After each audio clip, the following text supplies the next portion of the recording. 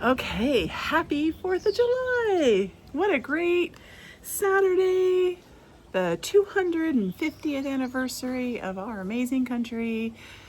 And it was kind of a reflective moment for me this morning. I was thinking about, and this dates me a little bit, but when I was a little girl, we had our 200th anniversary. And my mom dressed me up in a cardboard box to look like a birthday cake in the parade that we had.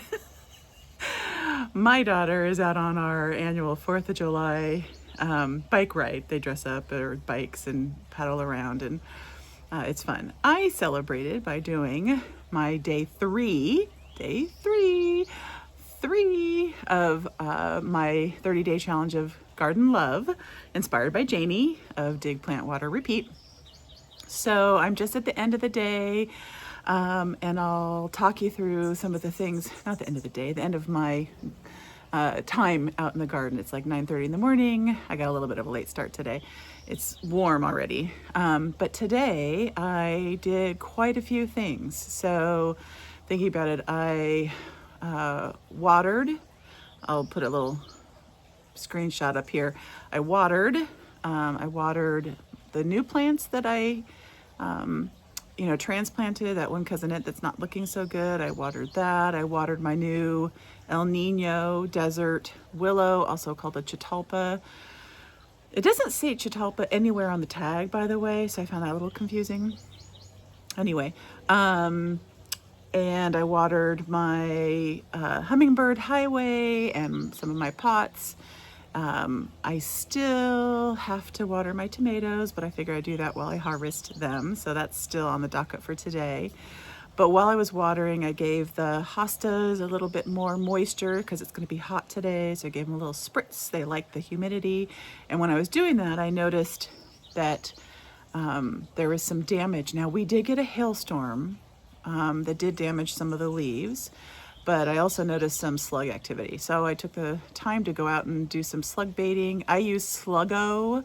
I'll put my little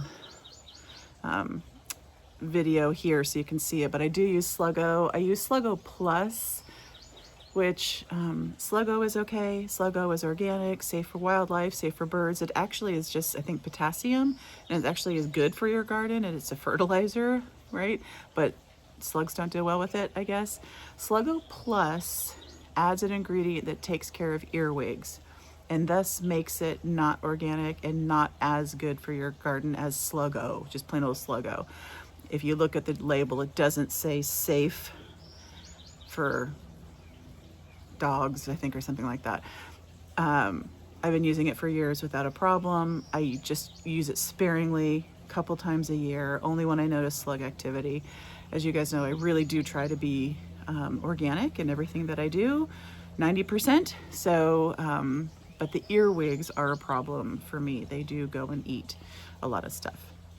So I baited for those.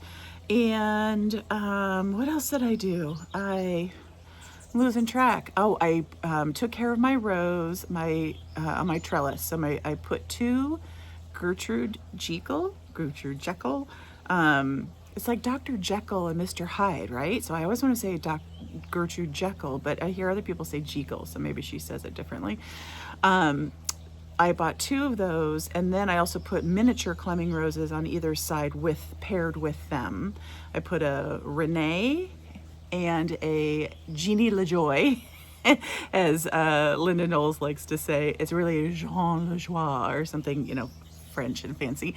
But Jeannie LaJoy, we like that. I like to say that, just like Linda does. So I took care of those. I did some training of the canes. Let me tell you, those Gertrude Jekylls have a lot of thorns. I'm like, yikes. So be careful if you have to handle those suckers. But I trained some of the canes because you want climbing roses to be more vertical, because that's where they send up more branches along that vertical growth, and that's where you get the blooms. So I'm trying to train them that way, but it's a little bit confusing because that trellis is quite narrow, and so that means I've got a lot of crossing canes. And what do they always tell you when you prune? Get rid of crossing canes. So I'm not really sure if I'm doing it right or not. I guess I'll find out. It's just a rose. If it doesn't work out, I can always fix it, right? cut it back and try again. So I took care of that, and oh, I weeded. I took care of some of the spurge in there, just, a few minutes of that, and it looks a little tidier already. So I'm pretty pleased with myself. So I watered, I pruned / deadheaded, I pulled a weed, I fed my garden. Oh, I cleaned out my hummingbird feeders. Actually cleaned them out last night, let them dry overnight, refilled them this morning, and hung them this morning. So I'll show you that here as well. And I love these little hummingbirds because I don't know if you can hear them in the background, or her. I don't know if it's what it is, but they're Anna's hummingbirds. They're here all the time. Can you hear it? It's so cute. They were waiting for me, and I mean, I didn't even have it hung more than 2 minutes when they were up there, going for it. They have their favorites. Their favorite is here along the Hummingbird Highway, and then also off the trellis where my Gertrude Jekyll is, by my patio, my fire pit patio. Those are their two favorite. But they will just it's very interesting, hummingbirds. Anyway, so yay, check, check, check, check. And then the last one, document, check. What a great day. I tried to be quick about it today because we have a lot planned. We want to enjoy our day. It's going to be hot. We're going to a baseball game tonight. So it's going to be a great way to celebrate our 250th anniversary.